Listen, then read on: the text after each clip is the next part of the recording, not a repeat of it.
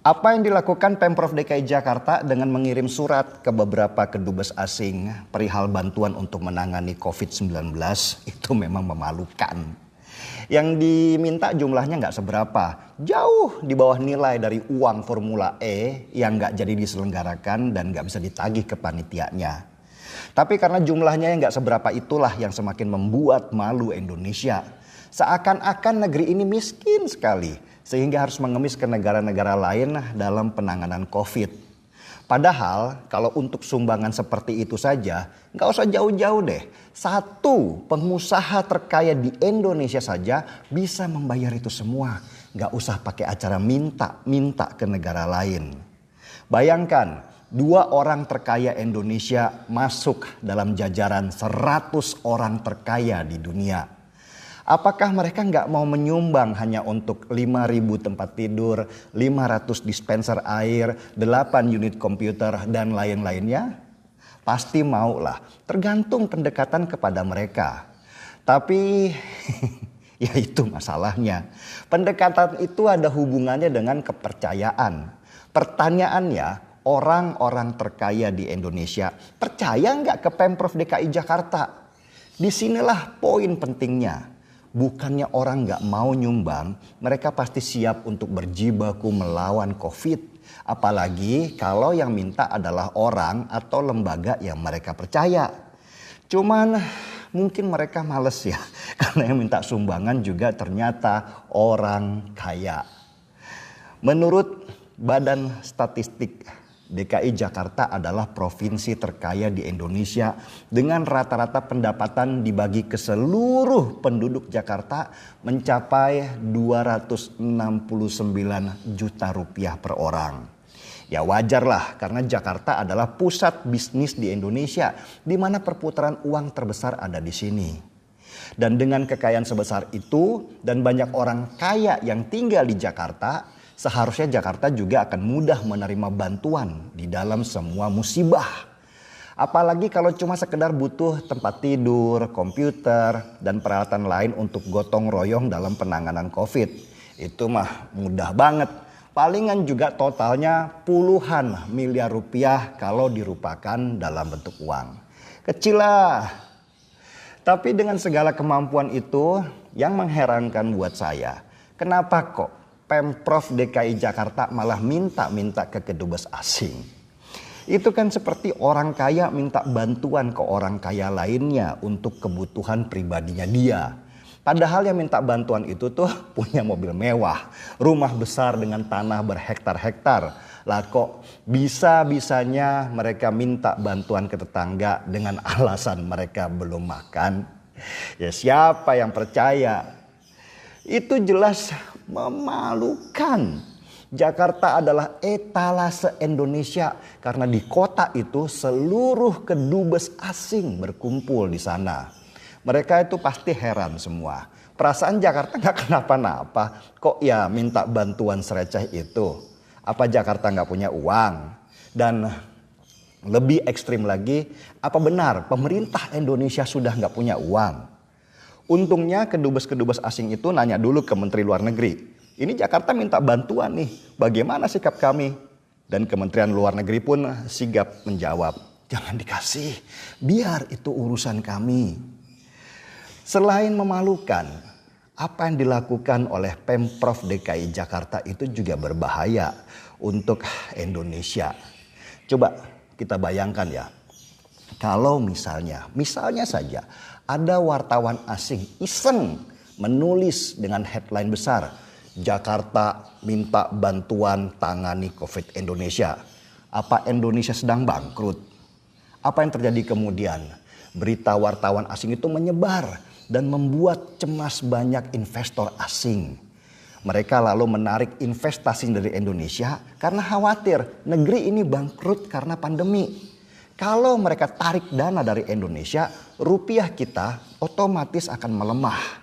Kalau rupiah melemah, akhirnya terjadilah penarikan dana besar-besaran dari bank dan dilarikanlah ke luar negeri. Bayangkan dampak sistemik yang terjadi selanjutnya ketika ada penarikan dana investasi besar-besaran di negeri ini ke luar negeri. Hancur kita. Inilah yang gak dipikirkan oleh Anies Baswedan dan Pemprov DKI Jakarta. Mereka sih enak aja ngomong, ini bukan minta bantuan, tetapi bagian dari gotong royong. Lah, gotong royong itu kok gak dimulai dari dalam negeri sendiri? Kok malah ngajaknya orang luar? Apa coba yang ada di dalam pikiran para dubes itu ketika disodori surat permohonan bantuan untuk atasi pandemi? Pasti berasa aneh kan? Mau ngeles seperti apapun, apa yang dilakukan oleh Pemprov DKI Jakarta itu salah besar. Itu sudah mempermalukan Indonesia. Kedubes-kedubes asing itu memang mereka bertempat di Jakarta. Tapi bukan berarti mereka-mereka itu miliknya Jakarta. Mereka itu adalah negara. Kedudukan mereka jauh lebih tinggi dari kedudukan sebuah kota. Jadi catat ya, yang berurusan dengan mereka haruslah negara Indonesia, bukan kota Jakarta. Masa pengetahuan seremeh gini aja Anies gak paham? Gue aja tahu gak perlu sekelas gubernur, apalagi gubernur DKI Jakarta untuk tahu cara bersikap seperti ini. Saya yakin Kementerian Luar Negeri kita pasti dengan wajah merah membara karena malu harus menelpon kedubes asing satu persatu dan meminta maaf karena ada gubernur yang kurang ajar seperti itu. Mereka lalu memaksa Pemprov DKI Jakarta menarik surat permohonan bantuan itu.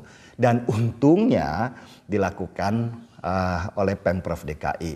Lah memalukan gini. Anggota TGUPP-nya banyak doang. Tapi cara berpikir mereka itu sungguh dangkal. Saya coba berpikir seperti pengusaha besar yang berdomisili di Jakarta. Kenapa mereka nggak mau menyumbang untuk Pemprov DKI? Mungkin mereka capek dipalakin mulu untuk bayar ini, bayar itu. Pasti ada aja permintaan Pemprov kepada mereka. Mirip lah dengan ormas-ormas yang kirim surat kepada perusahaan-perusahaan di wilayahnya dengan bahasa, kami membutuhkan bantuan untuk pelaksanaan acara di daerah kami. Seikhlasnya saja, tanpa paksaan. Tapi mereka siap dengan golok di tangan dan mata mendelik, kumis dipelintir-pelintir sambil bergumam. Awas ya kalau kasihnya cuma sedikit. Ya pengusaha-pengusaha itu capek kali dipalakin mulu. Udah gitu gak jelas lagi uangnya buat apa. Jadi malas juga sih bantuan si Pemprov kalau mereka ada apa-apa.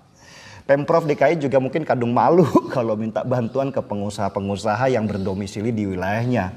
Karena terlalu sering minta ke mereka dengan beribu alasan. Daripada kirim surat ke pengusaha-pengusaha itu, mending kirim surat lah minta bantuan ke dubes asing. Masa sih mereka mau bocorin surat minta bantuan remeh-temeh gini? Ternyata bocor juga. Sial.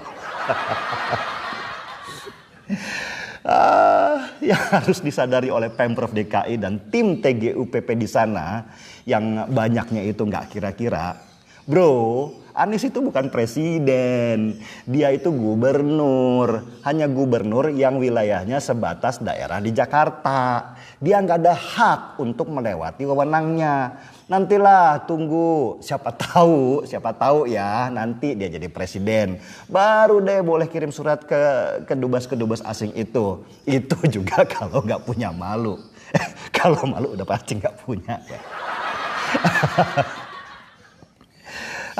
Payah memang Jakarta di bawah kepemimpinan Anies Baswedan. Anak buahnya seperti bermain sendiri, nggak pakai koordinasi.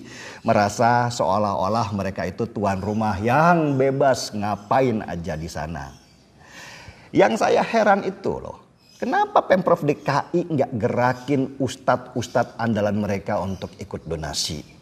Kalau para ustadz-ustadz itu berhasil menggalang donasi sampai 30 miliar rupiah untuk bantuan ke negara Palestina, wah pasti kalau ke dalam negeri bisa lebih besar dong, bisa sampai 100 miliar rupiah. Biasanya sih ikatan emosional antar anak bangsa itu bisa lebih kuat dibandingkan dengan anak bangsa lain meskipun kita dalam posisi sama-sama dalam kesusahan. Cuma ya pertanyaannya itu lagi. Apa antara pendonasi dan yang mau didonasi itu sama-sama percaya? Atau malah mereka sebenarnya sama-sama tidak percaya? Pada takut kalau terjadi saling salib menyalip kalau ada masalah uang. Istilah anak Medan sih, janganlah sesama biskota itu saling balapan. Saya pengen ngajak kalian pusing sebentar ya dengar omongannya Anies Baswedan. Lumayan lah untuk naikkan imun di tengah COVID yang semakin mengganas ini. Ini adalah ikhtiar penyelamatan, bukan sekedar pembatasan. Jadi jangan kita mengira pembatasan untuk pembatasan, bukan. Tujuannya adalah penyelamatan. Untuk melakukan penyelamatan harus dilakukan pembatasan. Jadi kalau mendengar ada pesan mengenai kita harus mengurangi kegiatan, jangan membayangkan bahwa waduh kalau gitu kemewahan yang kami miliki untuk berkegiatan hilang. Jangan, tapi dipandang kalau begitu kami sedang diselamatkan ini supaya tidak terpapar. Gitu ya. Udah puyeng kan? Markiem, mari kita puyeng. Saya seruput kopi dulu. Saya Denny Siregar, kita di acara Timeline.